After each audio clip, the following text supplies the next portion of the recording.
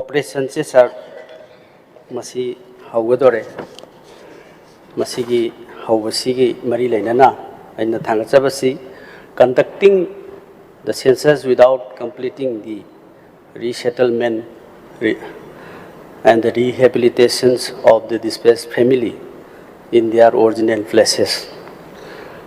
and without identifying illegal immigrants would not reflect the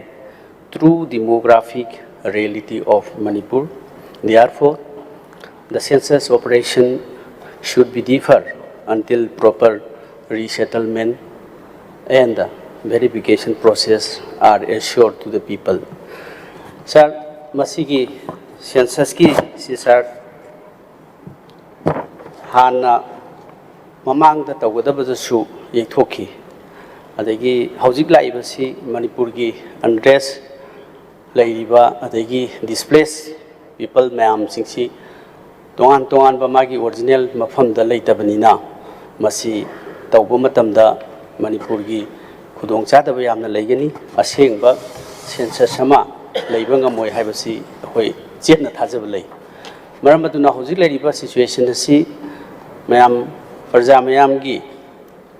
apamba sulei masi defer tobasi apamba sulei sir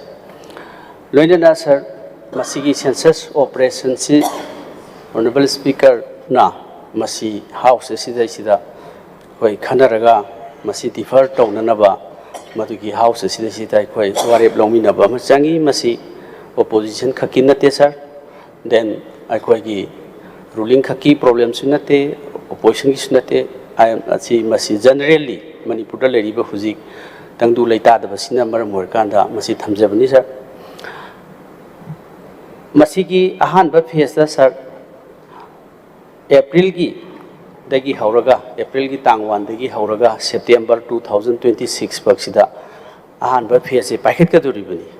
masigi packet ka duriba census masi sir ahan ba phase gi si housing census oina hana packet ka duri masida leigedoriba mayam sing sir house ki masing thiba adagi number of houses masi puthokpa sugumba mayam si torpo matamda sir khallaga amtang yengbiu hojik leriba mayam sing Imphal da leramba atopa community kuki sinau sing mayam loina mafam kaidna chenkre then Chuchanpur da leramba maitai sinau sing loina mafam kaidna chenkre More da leramba mayam sir tongan ba district kudimak da leramba adagi periphery area sing da leramba valley gi mayam punamaksi hojik magi original yum da leitri hairiba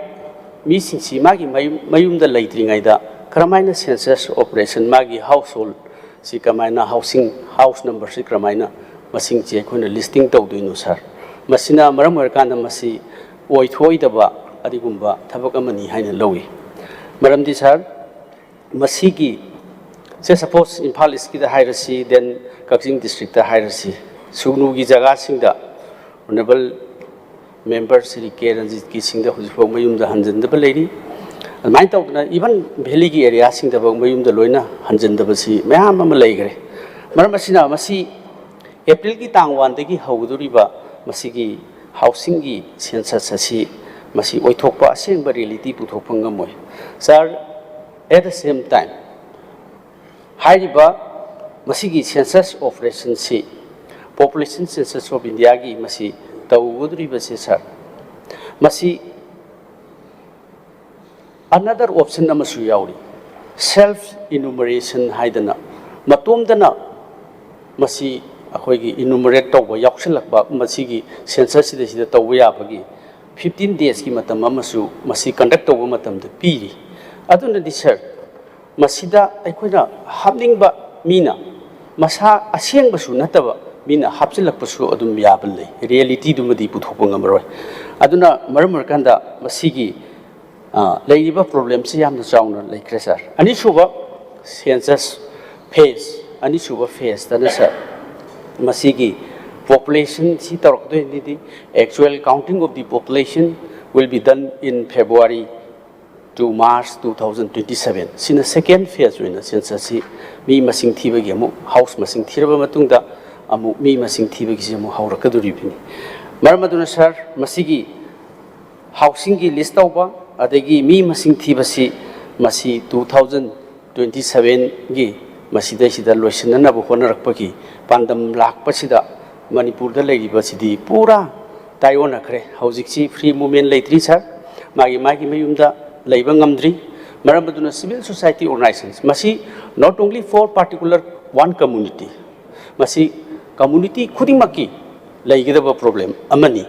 aduna masi manipur gi yenga kanda honorable speaker na ngasi house sida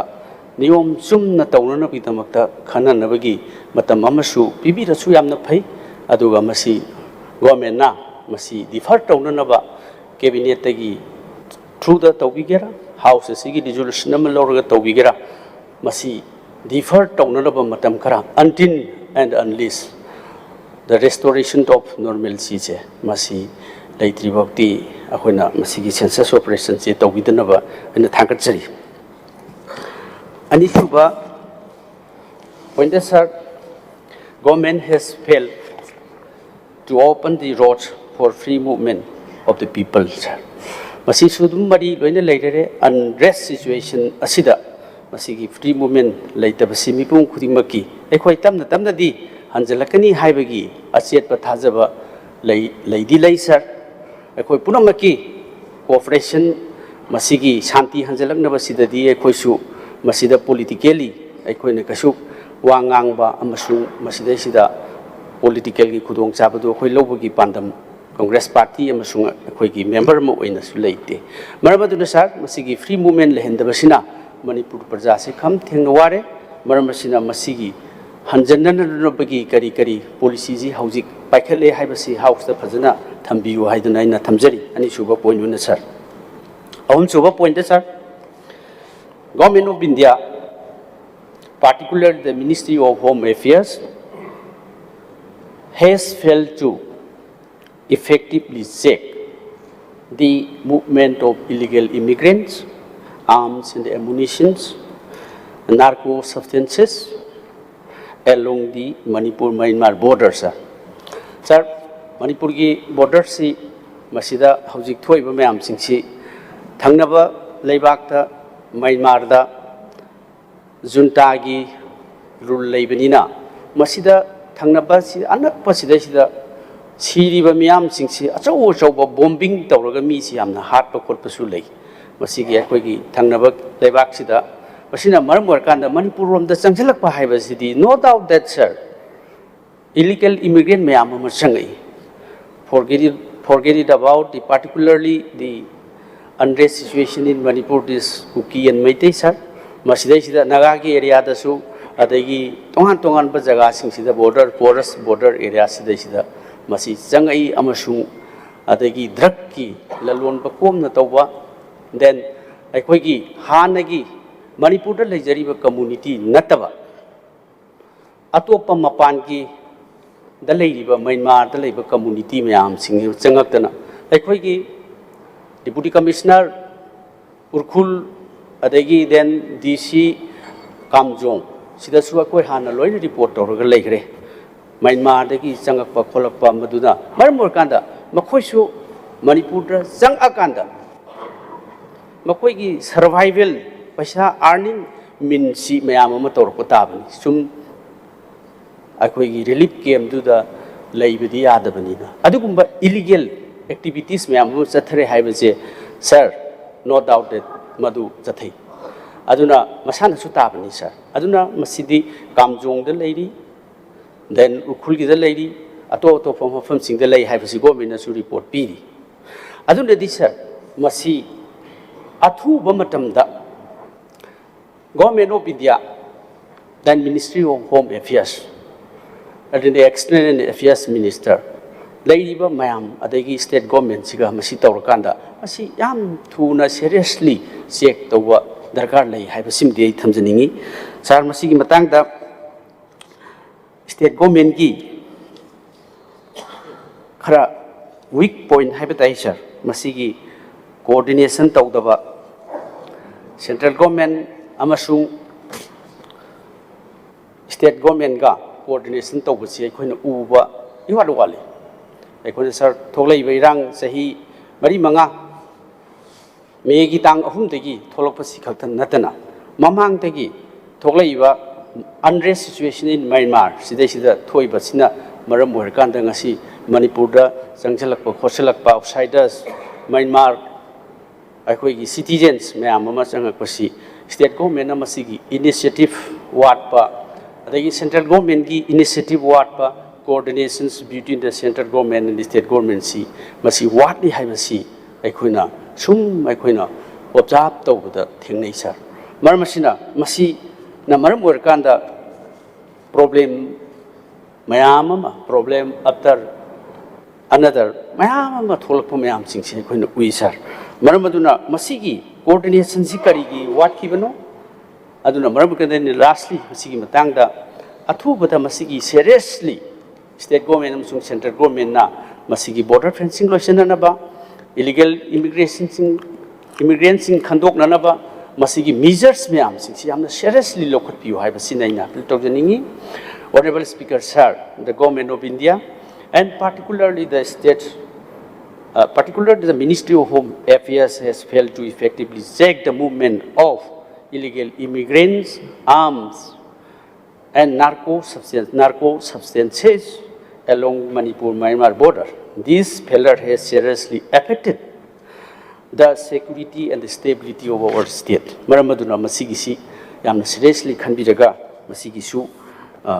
detail thambiu house the sir. Marisu the sir. Government of India and the government of Manipur have miserably failed to bring back the internally displaced peoples to their original places to provide an adequate economic package for their livelihood, sir. Sir, ngarang budget tasu tentak nadi aikoi naidi nei nakhre adubu sir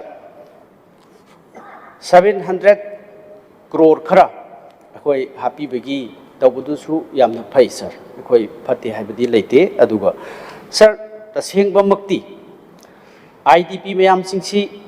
magi mayumda hongjanaba haibasi it is not the only role of the government sir aikoi gi saitiki issue different political parties mayam sing then different civil society organizations mayam singsi collective amasu tangai phadabdi lei aduna aikoi gi solution si pork na bo honaba matamda aikoi the suggestion pijaba amasung house thamjabasi government gi mitna kong oinaba parliamentary form of government sida opposition ki haijaba amasung thamjeriba demand mayam sing si tabi gini hainaina satawi sir maramasina IDP singi awabasi masigi leiba tholakiba megi ahum tegi tholakpase aikoina karigumba kanda from the corner of our heart, sir, karigumba political ki oiba, masigi thoiba thodoga se, masi aikona karigumba wahi amatabak thamjaroi amasung khanba sulai jaroi. Taubadati sir, masi loisinana ba honaba makoi awaba se, masi this will be the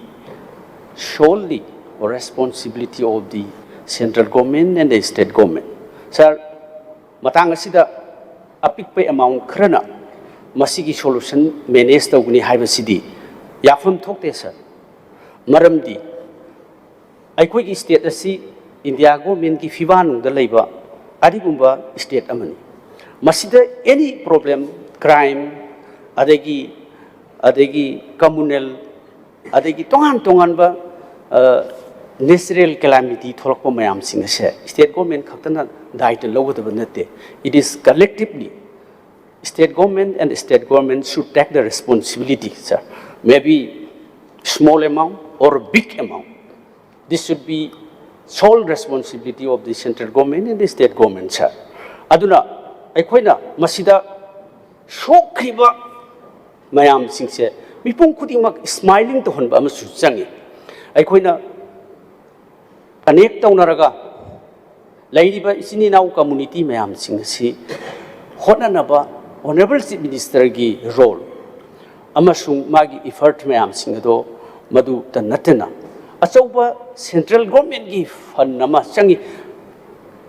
yum chakhiba khudimakchi pradhan mantri Awas Yojana Gramin Haidana Yum Sabagi Lupa Lak Amani Dunadi Madudi Kogi normal program Amnisar Maduna Maduki Yumado Saraga IDP sing the Pingani Hibiti Sula Labangamoy Marmaduna Sar Hoi additional Lupa Lak Mari Mangapi Bakopa Labor Copa Leramani Adubo Sar building Kaya Tum Kibadudi Sahi Kaya Sang Shamala Kibang Haktani Aduna Makwisi Kun smile Makwisi Mongon Minok Nok Nanaba Makwiki Monkey Lan Sing Mayam Singadu Hanjil Lanar Bohona Bivasi Gorman Gimato Uibanina Sir Masi Asang Bapasamayam Singsi Shana Bohona Bivasi State Government Initiative and the Central Government responsibility to Sangi Madana Sir Achangba whatever it may be Masigi Achangba Mayam Singase community Kuding Maki Shokiba Mankiba then Tongan development activity Taunanaba machineries Mankiba thousands of crore of rupees Masi Mankiba Mayam should low in the peak of the This should be the sole responsibility of the central government. Maranti, we are citizens of India. Government of India should not silent on this matter. Aduna masi ekoi state government na masi initiative birega ekoi pura maksu yaujage aduga central government da masi silent lebigenu package khara pibadu da di ekoi masigi matik chaba oiroi habasi ani khali maram sina IDP singi se fazana makoi gi masigi matik chaba compensation piba mar at the same time myam honorable chief minister no hona biribo myam siju hona na madu akoi masigi achouba IDP singi Masigi Tangai for the Womayam Sing, Shoki Womayam Sing, say, community Kudimakit Lehen Bigini, Hibasigi, set to go minute, Tazabatami, Adunamasi, Taunaba, half the Tambuser. Mangasubasar, government has failed to recover large number of arms and ammunition that remain in the possession of the public, sir. Sir, Honorable Governor ki speech su 7,000 henna madu phagale kokale hai basu leire government gi hoi sir dauri ba khara tumati ekhoi adum ekhoi thagat palei aduga madu tawdu yamna fai aduna wat lauri ba mayam sing se masi group khudimak masida leiri ba mayam sing tongan ba shu maybe for this from valley and the hills. Lady Mayam Sing Si, Fazana Nium Chumna, suspension of operation, the Lady Mayam Sing Sigi, Makoigi, Lavam Topa came the Legitava, Makoina, unauthorized with arm by Mayam, then public the Lady Arm Mayam Sing Si, Mapung Pana Lokot and Nabagida Makta, Sharkar Namasi, in the set of view, Lokot view, Han Lokot Kiva Kras, Lokot Kre, Masigi Kulai Sing Si Lady, the me Sing Si, Kulai Si Pirate and me Kirtaba. Pasha Tana of Honorakpa. Me and whom get a punjal and the Tabaka Tauropache, a queen Gresa. Azuna, Masi home concern, Sarkar Sigi concern, Tauri Harkanda. Bazaar lady arm sing. Adiki license speed with sings jet. Pasata Tawiragadi, Pagani Hibasi, and Kanjay Maramaduna Masigi Matanga, Tambiu Haidun in the Tamjari, sir. Thank you, sir. Then, 6. Government has failed to present a clear and concrete roadmap to restore peace and stability and the normalcy in the state, sir. I sima Tambiu, Pazaba, Ahogi, Atuba Matamda, Santi Silla Agani, Haiba, Madugi, announcement dama with this new government. If the government announce a very beautiful, a very amicable roadmap to bring normalcy in the state, we will be very happy. The people of Manipur will be very happy. So, sir, please announce a roadmap how to bring a normalcy in the state. And this will be the sole responsibility of the government. Thank you, sir. Sigit Homgi. And point number 60 Bhakti Thamjari, sir. Next, sir. Waxki.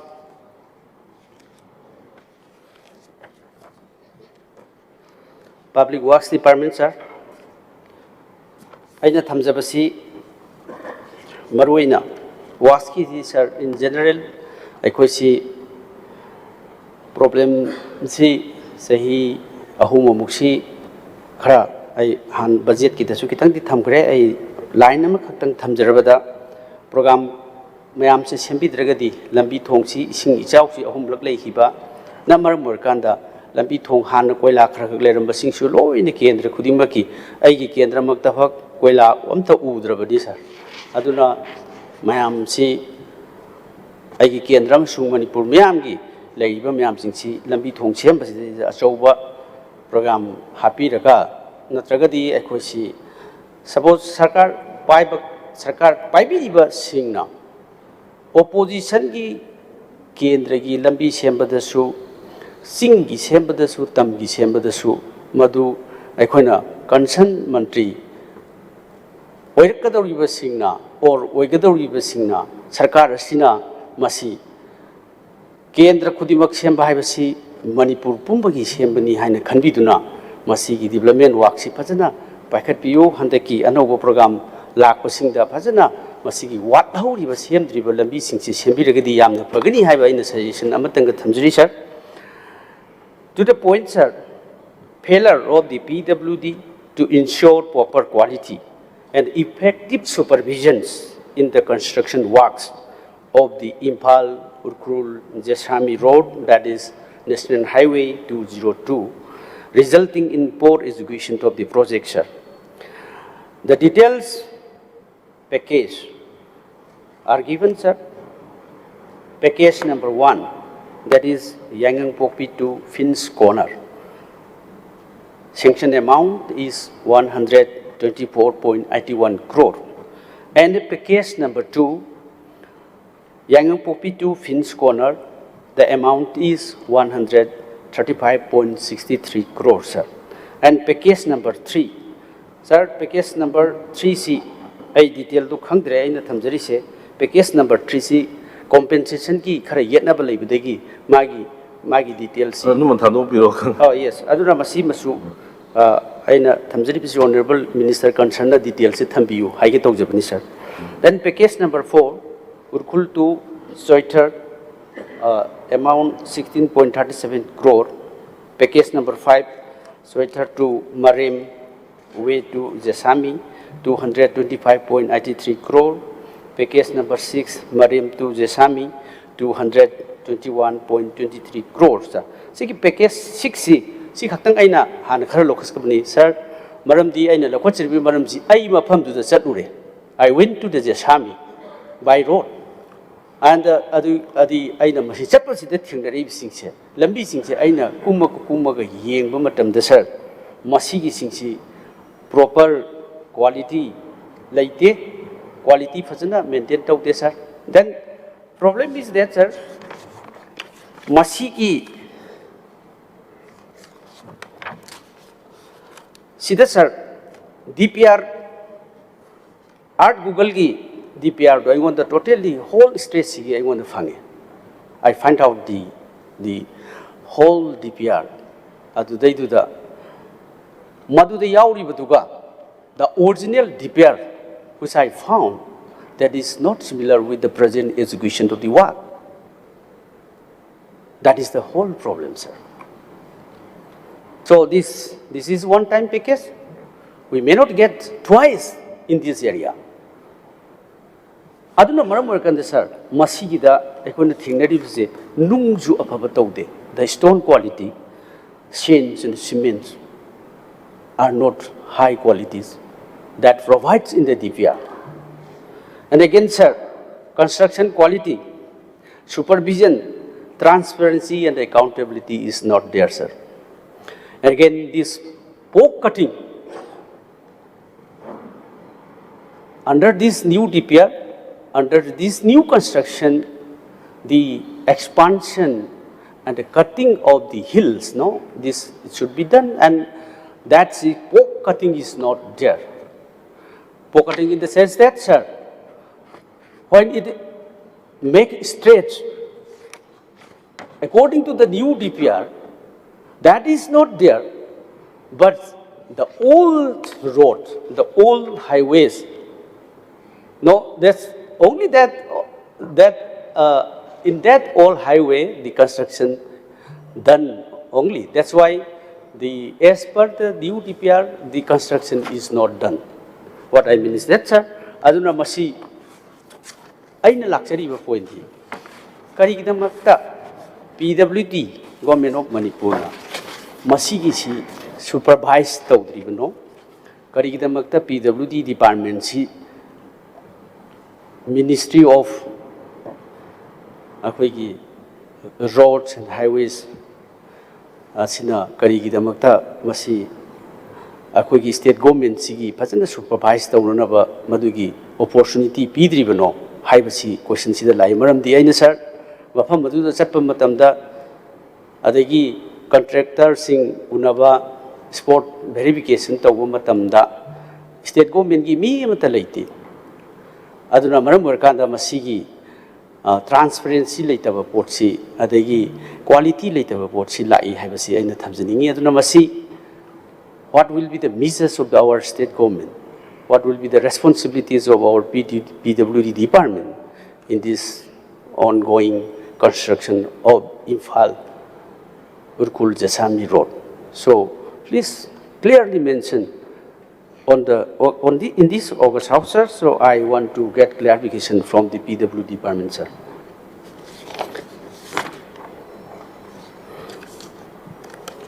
Next, sir. Power.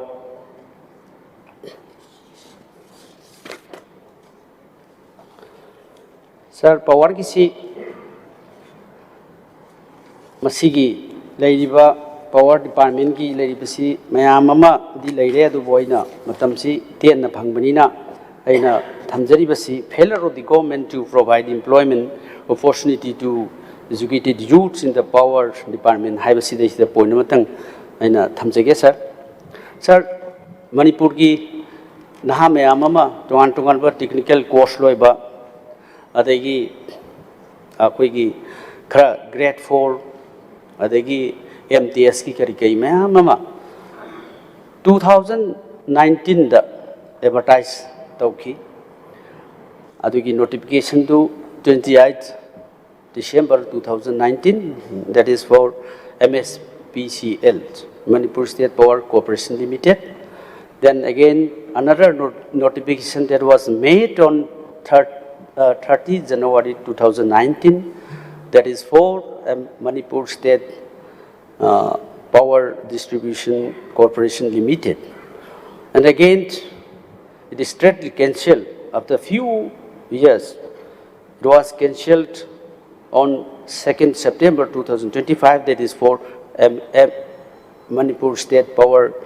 Corporation Limited. And then again another cancellation was made on 3rd September 2025, that is for Manipur State Power Distribution Corporation Limited. So sir,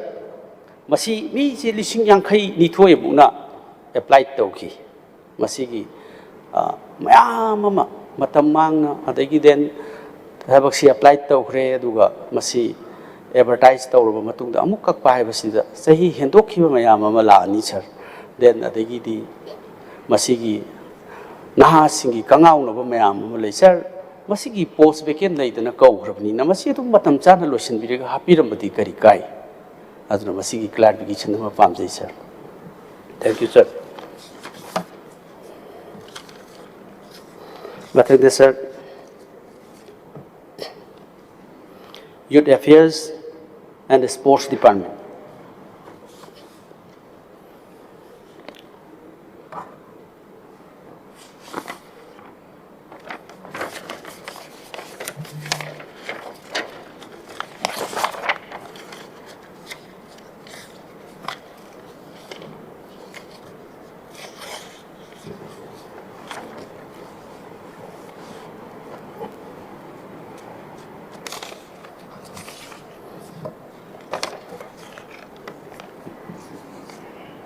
Oh, ladies, CS Yamandana, Sayamatam Department, management Karawata, Mr. Nasi Department, Traga, Marine, Yam Walk, sir.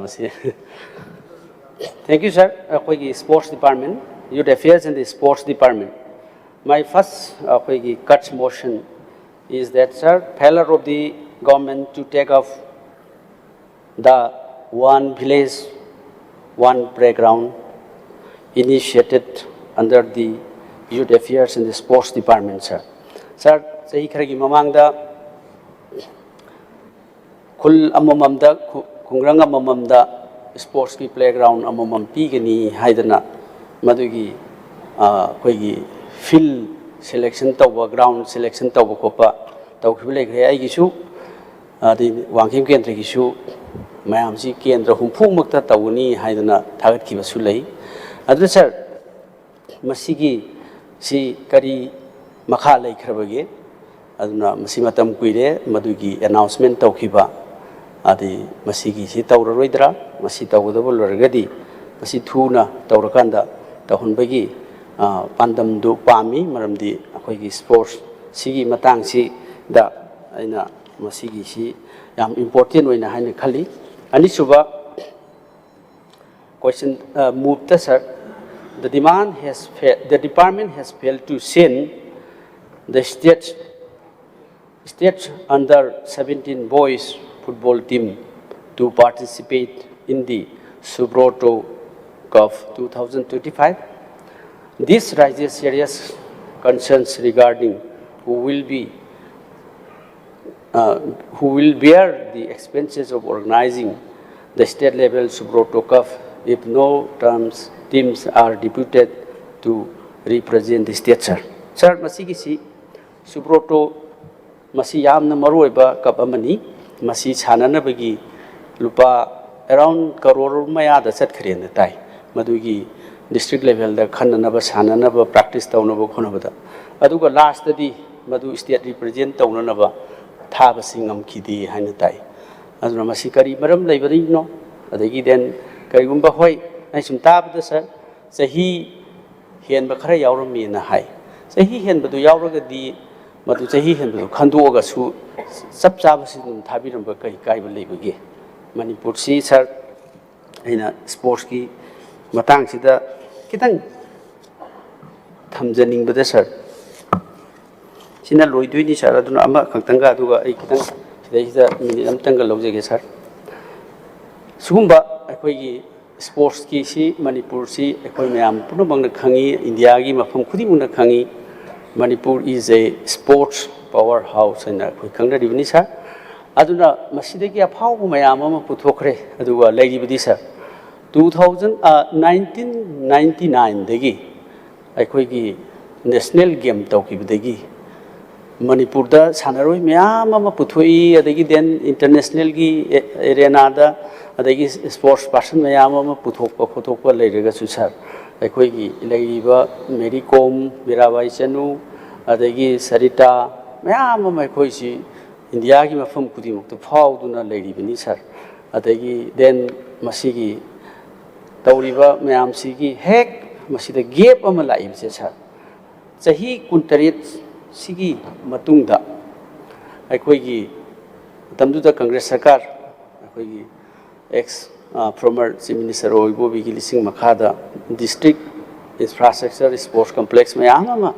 saramaba matungdagi di aikoigi leiriba existing aikoigi stadium tongan ba sananabagi han leiriba mayam singsi masi modernize tawdaba equipment mayam singsi sengbat sagataba repairing tawdaba mayam ama sum lakpasina outdated oire sir aduna masi aikoigi sanaroi sing mayam singsi leiriba problem mayam singsi sir infrastructure singsi masi sengbat pasangi masigi leiriba mayam singsi all oirakpanina matam siga chanaba oiraktre matam gi akoigi anauba equipment singsi semgatpa stadium sanabagi complex mayam singsi semgatpa haibasi leiba changing kaino sida scenario sida sports ki thawai happy bo ina semgatpa ama changi adagi sir policy ama masi mayam sarkarna kari tawba huji kari packet piri andaki tam sida sports ki infrastructure develop taunanaba adagi modernize akoigi taunanaba paisa kayam masi sanction tawbire then sports ki incentive award mayam ama pigedaba kui ne pidaduna leiba mayam ekhoina tari then tongan ba mayam masigi upgradation infrastructure introduce modern technology establish specialized academics then ensure consistent fundings sarkar degi masi sum happy dragadi ekhoi leidiba matam gi sum yanaba satkhiba singdedi ekhoi gi player sing adigi talent leiba mayam sing si hen effective oiba ngamoi maramasina sir grassroots development kaya taunanaba public private partnership kaya semgananaba sports department nasina kari paikhat pidi masigi house da fazana thambiyu haiduna honorable speaker sir gi through the thamjari sir aroi beda sir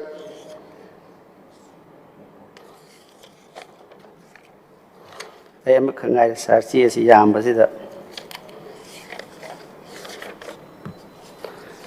last cut motion sir art and culture sir honorable minister should know baninai can talk right but I will go to the point sir the government has failed to extend proper incentives awards recognitions to the artists of Manipur who play a vital role in preserving and promoting the rich cultural heritage of the state. Sir, I see move tawjabani. Sir, I move tawjari ki maram di sir. Everybody's akoi mipung khudimagna Manipur ki tradition adagi rich culture loina khangi. Sangai festival da foreign dagi lakpa troops singna Manipur ki culture adagi artist sing myam ubada admire to udo koi feel tawi sir aduna masi honorable governor ki address da su art and culture si phajana palami adubu sir masi budget sida happy basi su crore yankhai mukti ui but sir madugi staff sing ki salary maintenance khragadi karamai tawdana masigi art and culture se promote toba development tawna bagi wafam sidi kai de leidinu sir adagi at the same time art and culture department je sir staff si yam wadle thabak yamna tawbo ngamdre aduna sir sahi khudingi masi yengsan biba promote toba ama sangi aikona art and culture sidi every occasion da every function, maybe state level, district level, and even in the international levels. Masida koi kanugi honorable Pradhan Mantri na handak foreign chalu buda su Manipuri macha yauraga taurum badugi akoi ki thagat ki basu yam dai. Aduna art and culture si everywhere on the globe sir masi akoi appreciation lay. Aduga masigi yamna phajaba rich akoigi mayam si culture mayam sing sin leiragasu akoigi state government na masigi development tawnana ba degi staff strengthen tawnana ba tawdragadi sir masi aphaba oiraroi